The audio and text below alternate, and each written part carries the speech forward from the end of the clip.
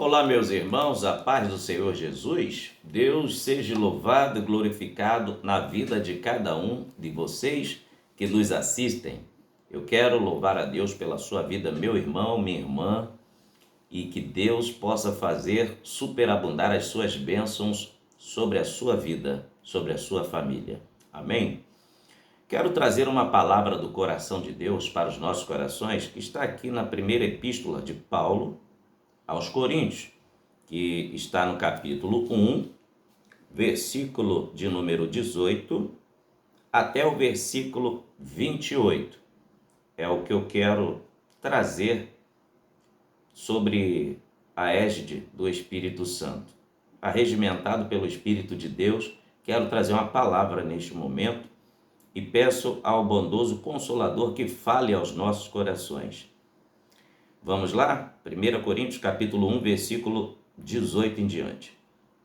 Porque a palavra da cruz é loucura para os que perecem, mas para nós que somos salvos é o poder de Deus. Porque está escrito: destruirei a sabedoria dos sábios, aniquilarei a inteligência dos inteligentes. Onde está, ó sábio? Onde está o escriba?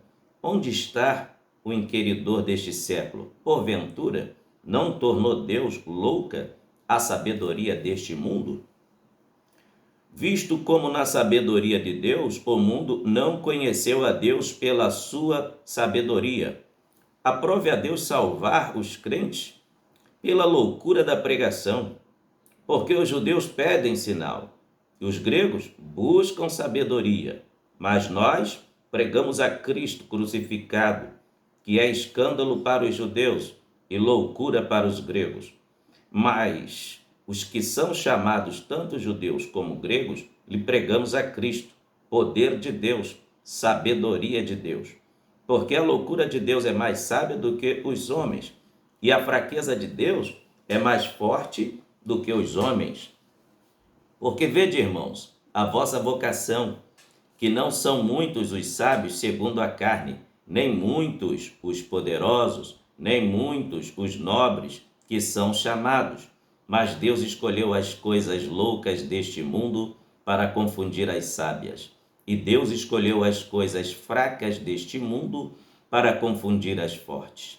E Deus escolheu as coisas vis deste mundo, as desprezíveis e as que não são, para aniquilar as que são, para que nenhuma carne se glorie perante ele. Aleluia! Olha o verso 30, versículo 30. Mas vós sois dele, em Jesus Cristo, o qual para nós foi feito por Deus sabedoria, justiça, santificação e redenção, para que, como está escrito, aquele que se glorie, glorie-se no Senhor. Amém. Meus amados, esse texto bíblico aqui traz a ênfase do poder do Evangelho. O apóstolo Paulo, ele inicia aqui, neste novo assunto, falando sobre o poder do Evangelho, porque a palavra da cruz é loucura para os que perecem. Neste versículo 18 de Coríntios 1, Paulo diz que o Evangelho da cruz é loucura para os que perecem. Quem são esses que perecem? Todo aquele que não dá crédito à palavra de Deus. Porque vou lhes trazer a explicação de que por que Paulo disse que o evangelho é loucura para os que perecem. Mas aqui em Romanos, capítulo 1, versículo 16, Paulo vai dizer que o evangelho é poder de Deus. Olha só, porque não me envergonho do evangelho de Cristo, pois é o poder de Deus para a salvação de todo aquele que crê, primeiro do judeu e também do grego. Glória a Deus. O evangelho é poder de Deus, é poder que salva, é poder que restaura, é poder que levanta, é poder que ilumina. O evangelho é poder de Deus. Aleluia. Agora, vejamos aqui no versículo 18, Paulo vai dizer que a palavra da cruz é loucura para os que perecem. Sabe por quê? Paulo, além de ser um mestre da lei, ele era fariseu de formação, ele também era filósofo. Paulo tinha 2 faculdades. E Paulo também falava 3 idiomas. Ele era poliglota. Paulo não se prendia aos seus cabides de diplomas universitários.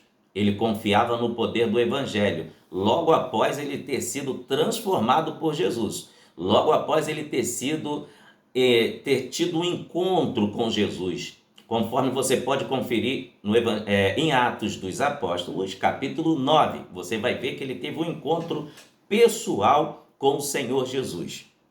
Mas Paulo não fazia de sua sabedoria humana um cabide para ser um pregador do evangelho, até porque o que salva vidas não é intelectualidade humana, é o poder da pregação do evangelho. Está registrado até em Romanos que a fé vem pelo ouvir a palavra de Deus. Está registrado aqui neste livro sagrado. Eu vou ler para vocês, aleluia, o que Paulo disse no final do versículo 18. Mas para nós que somos salvos, é o poder de Deus. Quando ele inicia dizendo a palavra da cruz, é porque Paulo não deixava de pregar sobre o Cristo que foi crucificado. Isso mesmo. A maior vitória da igreja está na morte de Jesus. E por que isso se tornava loucura para os que perecem? Porque para os gregos, eles abominavam a ideia de que o seu rei, o seu herói, era aquele que morreu, faleceu. Porque os gregos, os que moravam em Roma, na antiga Grécia, em Corinto e assim vai, estava sob tutela do governo do Império de Roma, eles aplaudiam as conquistas militares. E todo imperador era muito bem aplaudido, porque quando chegava ao topo da hierarquia, eles eram considerados deuses pelos gregos. E então, mesmo sendo considerados deuses, eles morriam. Mas a ignorância da intelectualidade dos gregos fazia eles se esquecerem que eram mortais, simples homens mortais. E o fato de Paulo estar pregando o Senhor Jesus Cristo, que morreu crucificado, parecia loucura para os gregos e para os judeus. Por quê? Os judeus também rejeitaram a Jesus.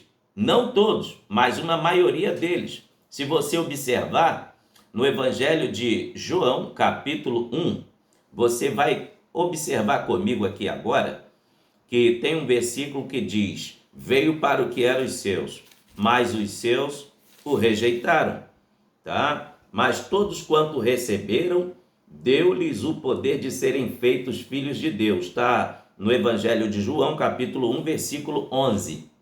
Então, os judeus, a maioria deles, também rejeitavam a pregação do apóstolo Paulo, mas Jesus veio para os judeus, para que através deles o evangelho fosse pregado.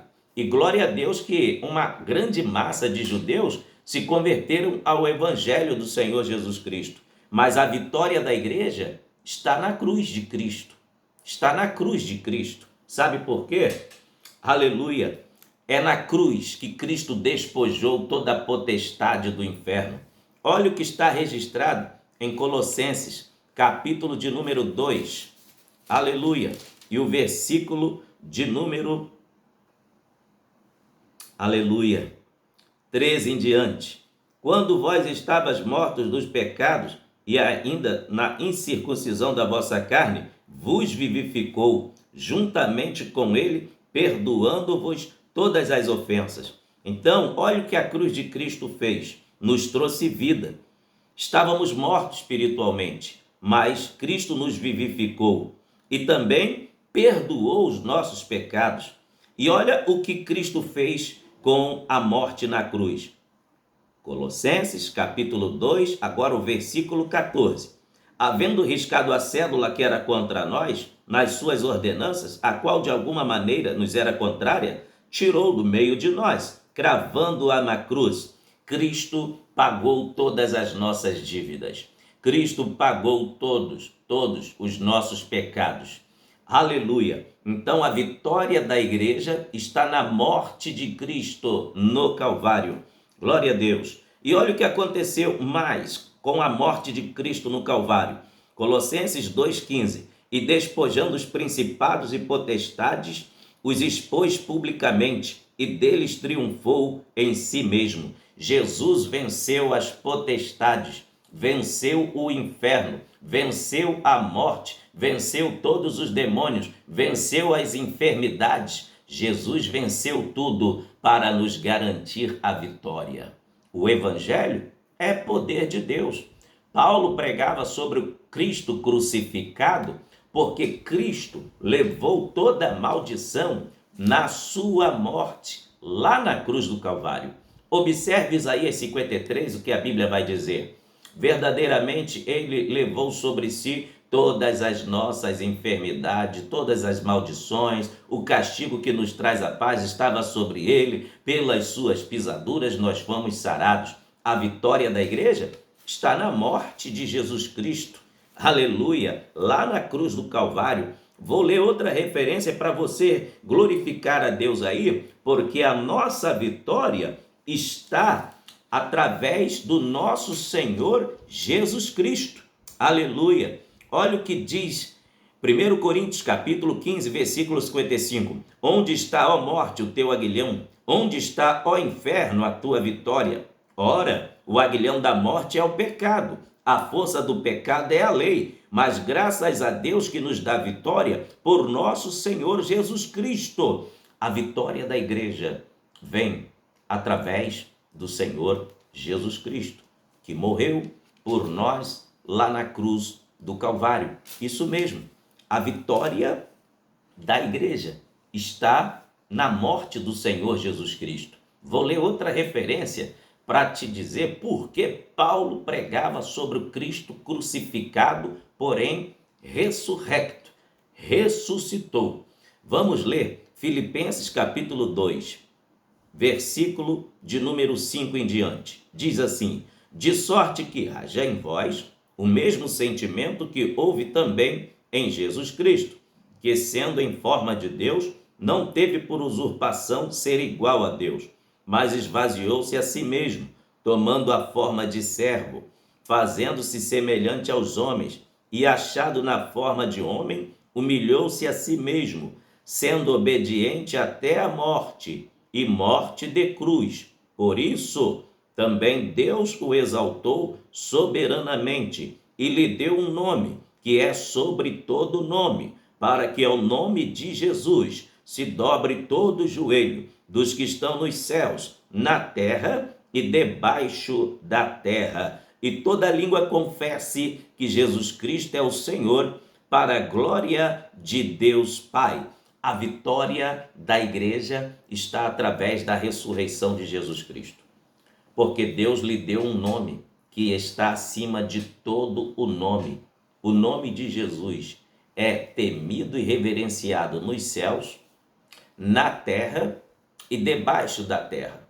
Isso mesmo, nos céus, o nome de Jesus é temido, é respeitado e adorado pelos querubins, serafins, anjos, arcanjos. Preste atenção, toda a miríade celestial adora o nome do Senhor Jesus. Os anjos, querubins, serafins e o arcanjo, todos eles adoram ao Senhor Jesus e se prostram diante dele. E aqui na terra, a igreja, aleluia, a igreja glorifica o nome do Senhor Jesus, porque o nome de Jesus é poderoso. Isso mesmo, vamos conferir no Salmo 29. Olha o que a igreja faz aqui na terra, adorando o nome do Senhor Jesus. Salmo 29, verso 1. Dai ao Senhor, ó filhos dos poderosos, dai ao Senhor glória e força. Verso 2. Dai ao Senhor glória, a glória devida ao seu nome. Adorai o Senhor na beleza da sua santidade. Glória a Deus. Aleluia. Glória a Deus. Aleluia. Eu posso até glorificar a Deus aqui, porque a voz do Senhor é poderosa. Glória a Deus. Aleluia. Glória a Jesus. Então, meus irmãos, nós temos que temer a Deus e glorificá-lo, porque através da morte do Senhor Jesus, na cruz do Calvário, recebemos essa grande bênção, esta grande vitória. E o apóstolo Paulo aqui, em 1 Coríntios capítulo 1, versículo 18, ele fala que a cruz é loucura para os que perecem, até porque em Deuteronômio capítulo 21, no versículo 22 ao 23, vamos ler para te explicar, a Bíblia vai nos dizer sobre a maldição que caía sobre quem morria no madeiro. Olha só, Deuteronômio 21, versículo 22 e 23.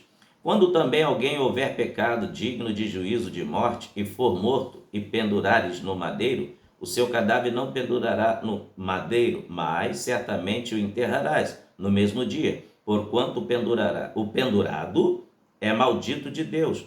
Assim não contaminarás a tua terra, que o Senhor teu Deus te dá em herança. Todo aquele que morria pendurado no madeiro era considerado maldito.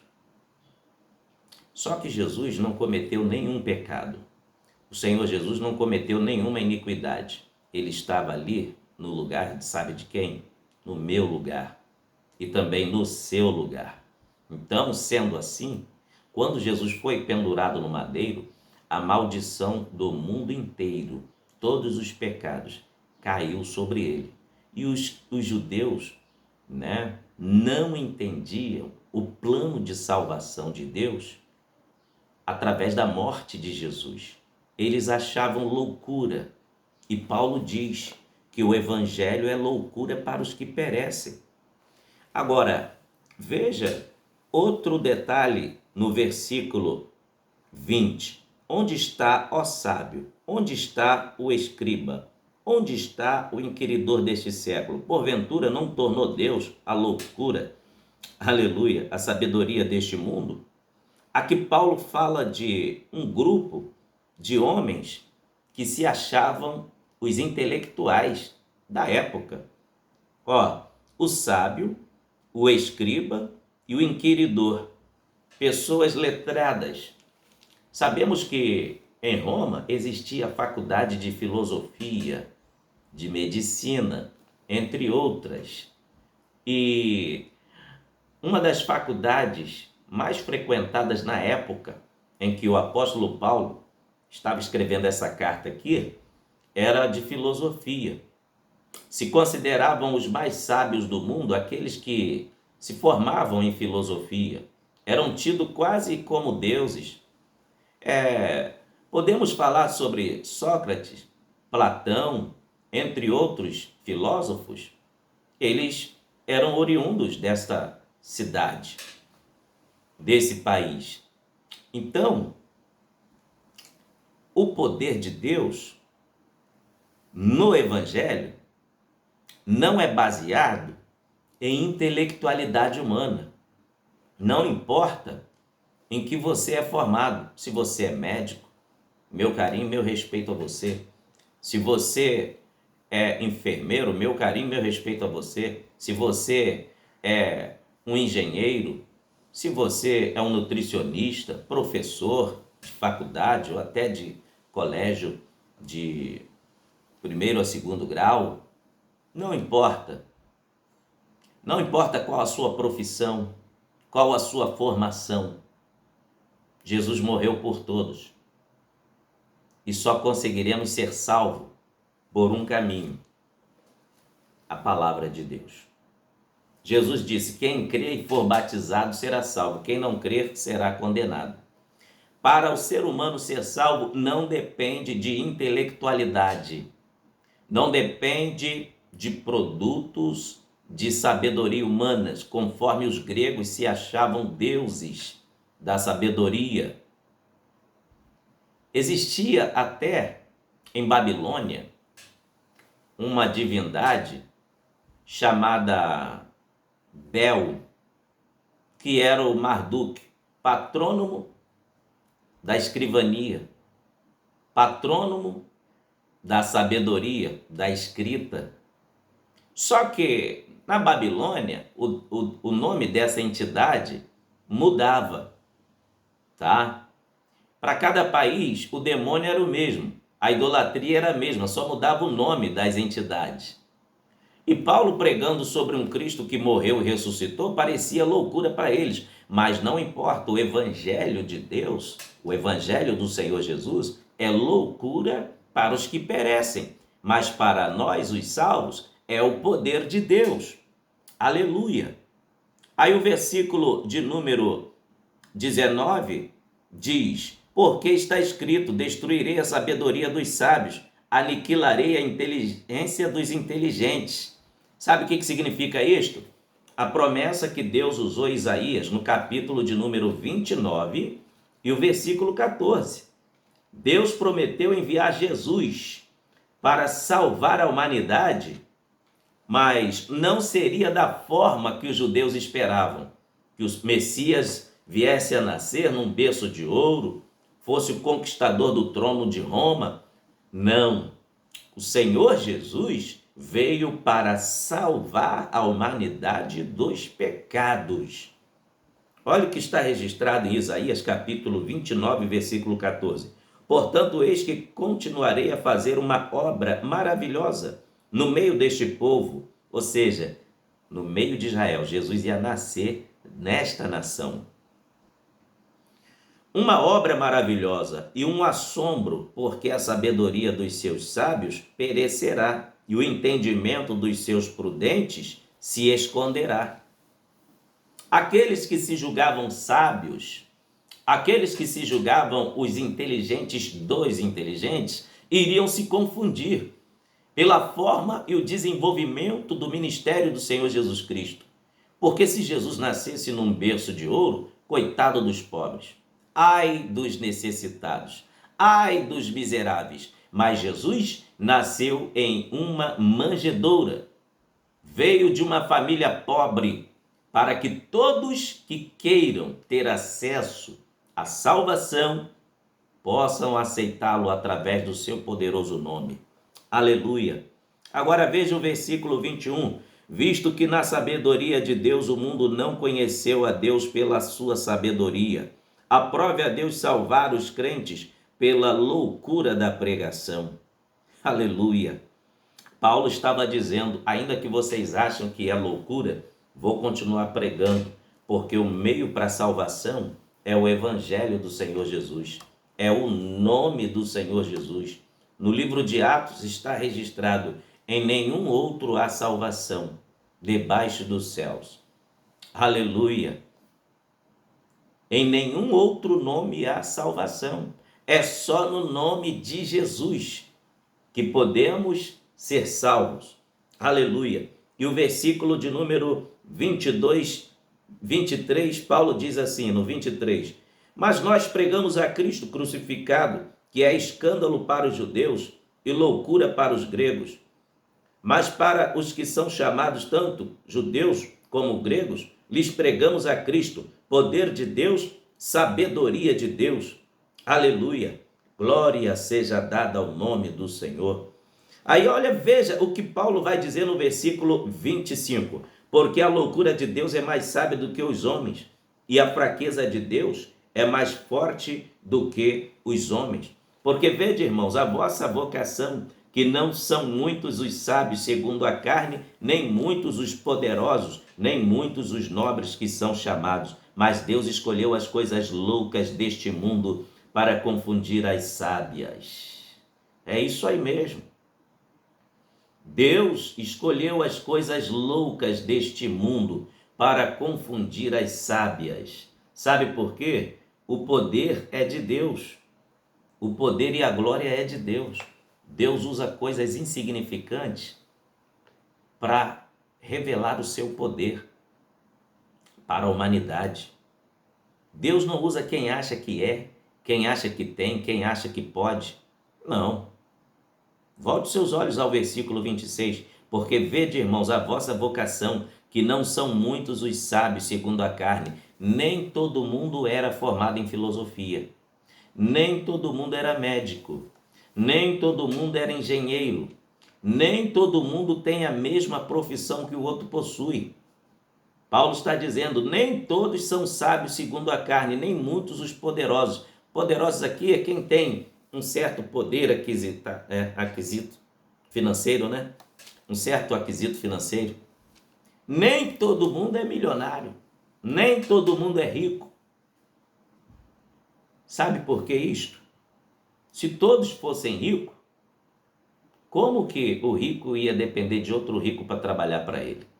Então, assim Deus fez, enviando Jesus, vindo de uma família pobre, para que tanto os pobres tivessem acesso à salvação e os ricos. Porque se Jesus viesse de uma família rica, torna a dizer, coitado dos pobres, ai de nós, os pobres, seríamos humilhados e rejeitados pela sociedade. Mas glórias a Deus, que o Senhor Jesus, ele veio e nasceu de uma família pobre. Aleluia. Deus escolheu as coisas loucas deste mundo para confundir as sábias.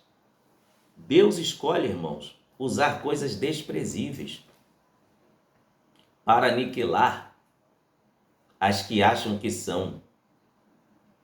Quer conferir comigo? Veja Êxodo capítulo 4, versículo 17. Deus utilizou uma pequena vara na mão de Moisés para realizar grandes milagres, para abrir o Mar Vermelho. Deus utilizou em 2 Reis capítulo 6, versículo 6, um pequeno pedaço de pau para flutuar um ferro de um machado no fundo do rio Jordão, porque um servo de Eliseu estava trabalhando na obra do Senhor, mas o ferro do machado soltou do cabo, talvez por mau manuseio, mau uso daquela ferramenta, saiu do cabo, caiu no fundo do rio. E sabe o que aconteceu? Ele ficou preocupado porque era muito caro aquela ferramenta. Ele então chama o homem de Deus investido de uma autoridade celestial, ele ergue aquele madeiro, faz flutuar aquele ferro do machado.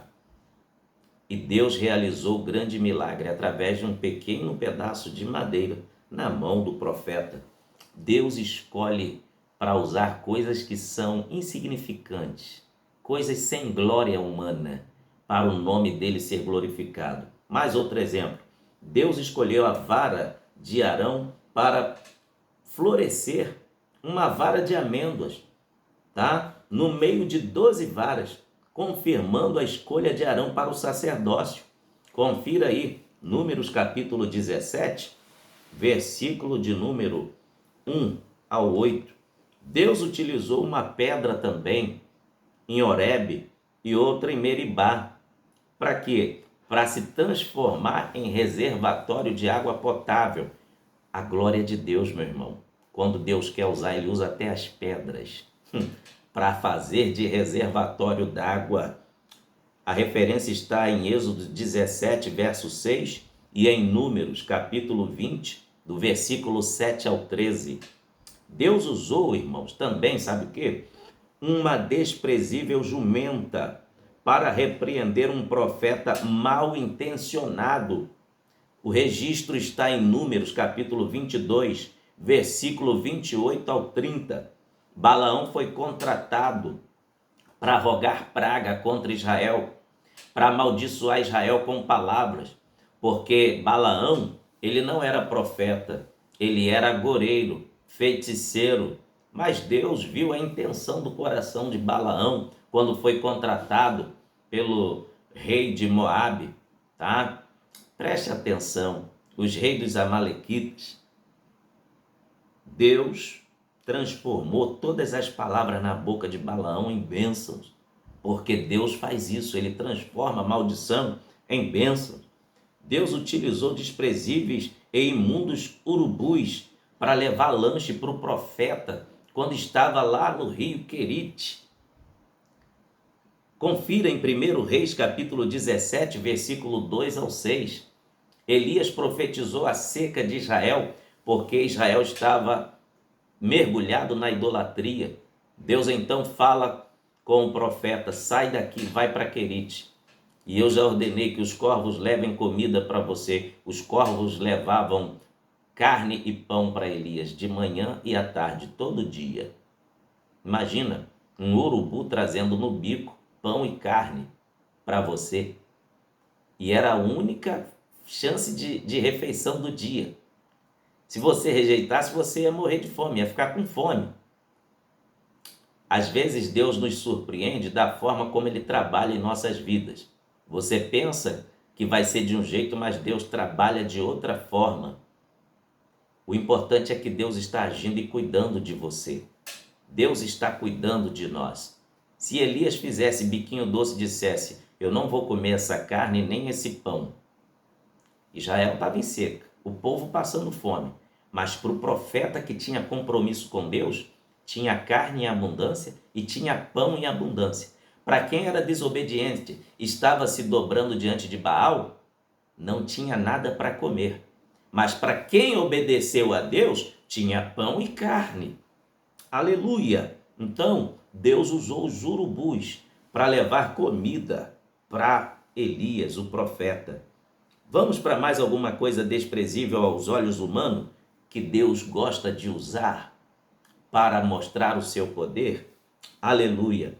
Vamos lá. Deus utilizou águas barrentas do Rio Jordão para curar, purificar a lepra de Naamã. Isso mesmo, meus irmãos. Está registrado em 2 Reis, capítulo 5, versículo 10 ao 14. Deus utilizou uma simples pasta de figo para curar também o rei Ezequias da úlcera. Confere aí, 2 Reis, capítulo 20, versículo 7. Deus é Deus que usa coisas improváveis para o nome dele ser glorificado. É por isso que o evangelho é loucura para os que perecem. Muitos te olham hoje e dizem: quem é ela? Quem é ele para hoje estar dentro da igreja dando glória a Deus, aleluia? É isso mesmo, sou eu e é você que o mundo está vendo dentro da casa de Deus ao ponto de causar admiração. Porque quem nos olha automaticamente vai ver o poder de Deus. Quem foi você? O que você fez no passado? E olha quem você é hoje. Olha o que você está fazendo para Cristo. Deus seja louvado. Aleluia. Olha que coisa interessante. Deus usou um estranho peixe no mar para servir de submarino ao profeta desobediente. É a situação de Jonas. Deus manda ele pregar em Nínive, mas ele tenta fugir e ir para Tarsis. Você conhece a história, né? Está em Jonas, capítulo 1, versículo 17. Depois você lê Jonas, capítulo 2 e o versículo 10. Jonas teve que ir de baleia, um grande peixe, porque ele estava desobedecendo. Ele pegou o navio para Tarsis, ele enfrentou a tempestade, ele teve que pular do navio para cessar a tempestade. A vida do desobediente não é fácil. Outro detalhe, Deus utilizou simples vara de árvores descascadas, isso mesmo, para abençoar Jacó e fez aumentar o seu rebanho de ovelhas. Está em Gênesis capítulo 30, versículo 37 ao 39. Gênesis capítulo 31, do versículo 9 ao 13. Observe quão grande é o poder de Deus. Deus usou uma frágil mulher para matar um forte general de um temível exército inimigo. Confira, Juízes capítulo 4, do versículo 21 ao 22. Deus usou 4 desprezíveis leprosos, isso mesmo, para descobrir depósitos de alimento e salvar Samaria da fome. Confira, 2 Reis, capítulo 7, do versículo 1 ao 20. Aleluia! Deus usou barro da terra misturado com cuspe, isso mesmo. Jesus usou barro e cuspe para curar um cego de nascença. Você deixaria alguém passar barro e cuspe em você para você ser curado? Aquele homem necessitava da cura.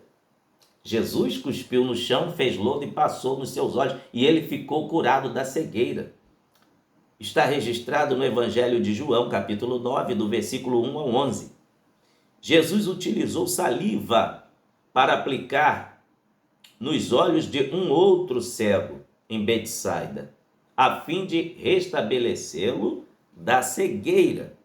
Está no Evangelho de Marcos, capítulo 8, ao versículo 23. Preste atenção que eu estou concluindo falando de coisas desprezíveis que Deus usa para a utilização do poder do Evangelho. Deus está mandando eu dizer algo aqui para você. Não se preocupe de qual família você veio, qual é o seu grau de instrução escolar, qual é a sua profissão. Deus te chamou para fazer a obra dele. Realize, se empenhe, entre de corpo e alma para realizar a obra de Deus. Sabe por quê? Existirá uma recompensa. Deus usa aquilo que não é para poder provar o poder dele. Aleluia!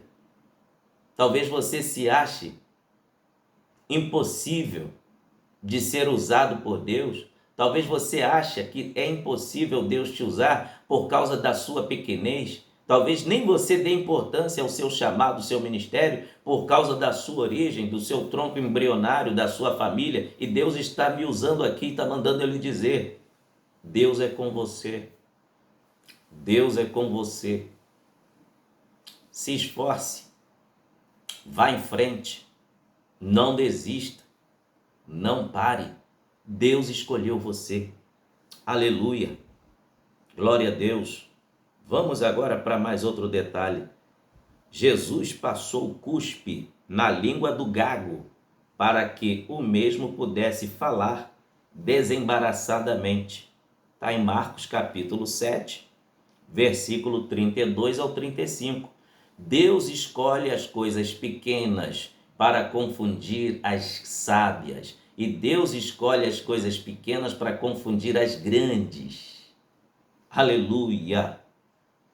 Jesus utilizou a simples refeição de um garoto que tinha apenas 5 pães e 2 peixinhos para alimentar 5.000 homens.